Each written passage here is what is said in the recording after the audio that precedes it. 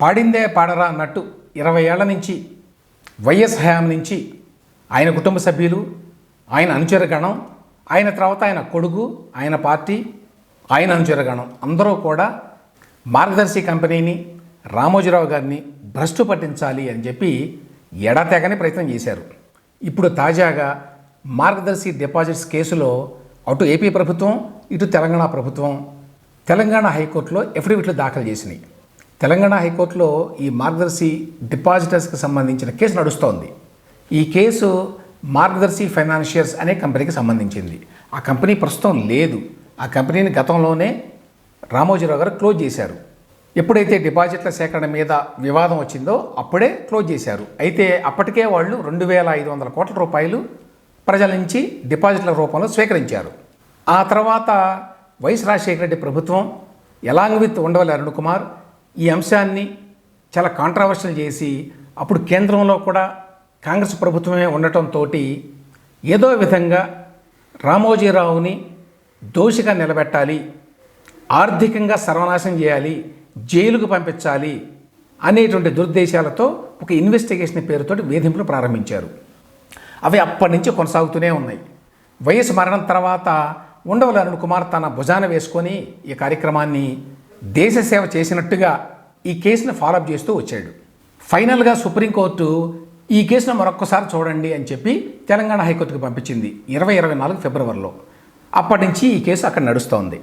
ఇప్పుడు తాజా డెవలప్మెంట్ ఏమిటి అంటే ఈ వ్యవహారం మీద మీ ఎఫిడవిట్లు వేయండి అంటే మీ వైఖరి ఏమిటో చెప్పండి అని చెప్పి ఏపీ ప్రభుత్వాన్ని, తెలంగాణ హైకోర్టు కోరింది. సో వాళ్ళిద్దరూ ఇప్పుడు ఎఫిడవిట్లు వేశారు.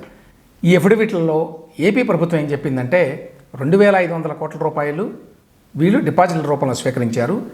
వాటన్నిటినీ తిరిగి డిపాజిట్దారులకు చెల్లించారు. ఇంకా మార్గదర్శి అకౌంట్లో 5,15,00,000 రూపాయలు ఉన్నాయి. వాళ్ళు ఎస్క్రో అకౌంట్లో ఆ డబ్బును పెట్టారు.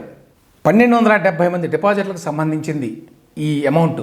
వాళ్ళు ఎవరూ కూడా క్లెయిమ్ చేసుకోవడం లేదు. వాళ్ళు ఎక్కడ ఉన్నారో తెలియడం లేదు. ఎన్నిసార్లు నోటీసులు పంపించినా తీసుకోలేదు. అందువల్ల చాలా కాలం నుంచి ఎస్క్రో అకౌంట్లో ఈ డబ్బును పెట్టారు. ఈ 5,15,00,000ని ఆర్బీఐకి కానీ ప్రభుత్వ ఖజానాకు కానీ బదిలీ చేసి వాళ్ళు ఎప్పుడైనా క్లెయిమ్ చేస్తే వాళ్ళకి చెల్లించే విధంగా చేయండి. ఇంతటితో ఈ కేసును ముగించండి. ఇందులో విచారించడానికి ఇంకేమీ మిగలలేదు అనేది ఏపీ ప్రభుత్వం ఇచ్చినటువంటి ఎఫిడవిట్. తెలంగాణ ప్రభుత్వం ఈ కేసుని విచారించాల్సిన అవసరం లేదు అనే మాట అనలేదు, కానీ తమ వైపు నుంచి ఏ రకమైన కంప్లైంట్లు లేవు, అందువల్ల ఈ కేసులో మీరు తగిన ఆదేశాలు ఇవ్వండి అని మాత్రం రాసి ఎఫిడవిట్ని సమర్పించారు. అంటే 2 రాష్ట్రాల ప్రభుత్వాలు కూడా మార్గదర్శికి వ్యతిరేకంగా ఉండవల్లి అరుణ్ కుమార్ ఆశించినట్టుగా, జగన్మోహన్ రెడ్డి ఆశించినట్టుగా ఎఫిడవిట్లు వేయాల. దీనివల్ల సహజంగానే కేసు వీక్ అవుతుంది. ఈ విషయాలన్నీ రాసుకుంటూ ఓ పెద్ద వ్యాసంలో సాక్షి పత్రిక విపరీతంగా కన్నీళ్లు పెట్టుకుంది. 2,500 కోట్ల రూపాయలు అక్రమంగా వసూలు చేస్తే ఎటువంటి యాక్షన్ తీసుకోవాల్సిన అవసరం లేదు అని చెప్పి ఈ ప్రభుత్వాలు మాట్లాడుతున్నాయి. ఎంత అన్యాయం ఇది అని. ఎవరికి రూపాయి ఎగ్గొట్టలేదు, ఎవరో మాకు రూపాయి బాకీ పడి ఉన్నారు అని చెప్పి క్లెయిమ్ చేయలేదు. అయినా కూడా చనిపోయిన రామోజీరావును కూడా శిక్షించాలి ఇప్పుడు అని రాసుకున్నారు. ఇందులో 2 విచిత్రమైన మాటలు మాట్లాడారు. 2 రాష్ట్రాల్లో ఉన్నట గురు శిష్యులు అధికారంలో ఉన్నారట. వాళ్ళందరూ రామోజీరావుకి, మార్గదర్శికి బెనిఫిట్ చేయాలి అనే ఉద్దేశంతో ఈ రకంగా ఎఫిడవిట్లు వేశారట. అది సరే, పొలిటికల్ విమర్శ అనుకున్నాం. 2వ పాయింట్ ఇంకా విచిత్రంగా ఉంది. అదేంటంటే రామోజీ మరణాన్ని అడ్డం పెట్టుకొని ఈ గండం నుంచి బయటపడాలని మార్గదర్శి యాజమాన్యం భావిస్తోందట. అందులో భాగంగానే చంద్రబాబు ప్రభుత్వం చేత తమకు కావాల్సిన విధంగా కౌంటర్ దాఖలు చేయించిందట. అంటే రామోజీరావు మరణించాడు అనే విషయాన్ని అఫిడవిట్లో ప్రస్తావిస్తారు. చనిపోతే కేసు లేకుండా పోతుందా అనేది సాక్షి వాళ్ళ ప్రశ్న. ఎవరికైనా కూడా బాకీ పడితే, ఎవరికైనా డబ్బులు ఎగ్గొడితే, ఒక వ్యక్తి చనిపోయినా కూడా ఆయన కంపెనీలు లేక ఆయన ఆస్తులు కనుక ఉంటే వాటిలోంచి లాక్కొని ఆ డబ్బు ఈ బాధితులకు ఇవ్వాలి. కానీ ఇక్కడ ఎవరూ బాధితులు లేరు, ఎవరికీ రూపాయి ఇవ్వాల్సిన అవసరం లేదు, ఎవరికీ మార్గదర్శి బకాయి పడలేదు. కాబట్టి ఏం చేయాలి? రామోజీరావు గారు మరణించిన తర్వాత కూడా ఈ విధంగా శిక్ష చేయాలి ఆయనకి. టెక్నికల్గా 45S అనేటువంటి నిబంధనని ఉల్లంఘించారు అనేది కదా ఆరోపణ. అది టెక్నికల్ ఆరోపణ. బాధితులు ఎవరూ లేరు. టెక్నికల్ ఆరోపణ మీద చనిపోయిన వ్యక్తిని శిక్షించాలట. ఇప్పుడు అదే కనుక కరెక్ట్ అయితే వైఎస్ రాజశేఖర రెడ్డిని ఏం చేయాలి?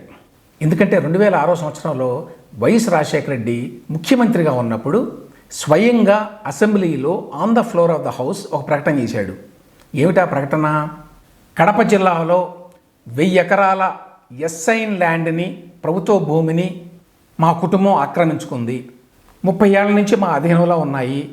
ఆ విషయం ఇప్పుడే తెలిసింది నాకు. వాటన్నిటినీ కూడా నేను తిరిగిస్తున్నాను. ఆయనే స్వయంగా ఈ ప్రకటన చేశాడు. అంటే ఏదో మారు మనసు పొంది ఆయనేమి ఈ ప్రకటన చేయలా. అప్పటికే ఈనాడులో పెద్ద ఎత్తున కథనాలు వచ్చినాయి దీని మీద, విత్ ఎవిడెన్స్. ఏ విధంగా ఇడుపులపాయ ఎస్టేటు ఆ చుట్టుపక్కల 1000 ఎకరాలకు పైగా వీళ్ళు ప్రభుత్వ భూమిని, ఎస్ఐన్ ల్యాండ్ని ఆక్రమించుకున్నారు అని. తప్పనిసరి పరిస్థితుల్లో ముఖ్యమంత్రిగా ఉన్న వైఎస్ రాజశేఖర రెడ్డి అసెంబ్లీలో ఒప్పుకున్నాడు తన తప్పుని. ఒప్పుకొని వెనక్కి ఇచ్చేస్తున్నామని ప్రకటించాడు. మరి ఇంత పెద్ద తప్పు చేసి, ఇంత పెద్ద నేరం చేసిన వ్యక్తి వెనక్కిస్తున్నాను అంటే నేరం మాసిపోతుందా? మాసిపోదు. మరి ఇప్పుడు దాని మీద కేసు పెట్టి చనిపోయిన వైఎస్ రాజశేఖర రెడ్డి గారిని శిక్షించాలా? దోషిగా ప్రకటించాలా? రామోజీరావు గారికి వర్తించే సూత్రం వైఎస్ రాజశేఖర రెడ్డి గారికి వర్తించదా? అంటే ఆ మాత్రం కనీస జ్ఞానం లేకుండా సాక్షి పత్రిక వాళ్ళు రాస్తారు. ఏదేమైనప్పటికీ రామోజీరావు గారి విషయంలో, మార్గదర్శి డిపాజిట్స్ కేసు విషయంలో వీళ్ళ ఆశలు అడియాసలైనవి. శిఖండి లాంటి ఉండవల్లి అరుణ్ కుమార్ని పెట్టుకొని సంవత్సరాల తరబడి లిటిగేషన్ తోటి ఈ కేసును నడిపించినా కూడా చివరికి ఈ కేసులో వాళ్ళు విజయం సాధించేటువంటి అవకాశం లేదు. వాళ్ళు విజయం సాధించడం అంటే ఏమీ లేదు. రామోజీరావు గారు దోషి అని ప్రకటించాలి, వాళ్ళ కంపెనీలను సీజ్ చేయాలి, ఇట్లాంటివి కదా వీళ్ళ ఆశలు. ఈవెన్ దో మార్గదర్శి ఫైనాన్షియల్స్ అనే కంపెనీ ఇప్పుడు లేకపోయినా కూడా అవేవి కూడా నెరవేరేటువంటి అవకాశం లేనే లేదు ఇప్పుడు. దాంతో ఈ విధంగా కుళ్ళి ఏడుస్తున్నారు పాపం.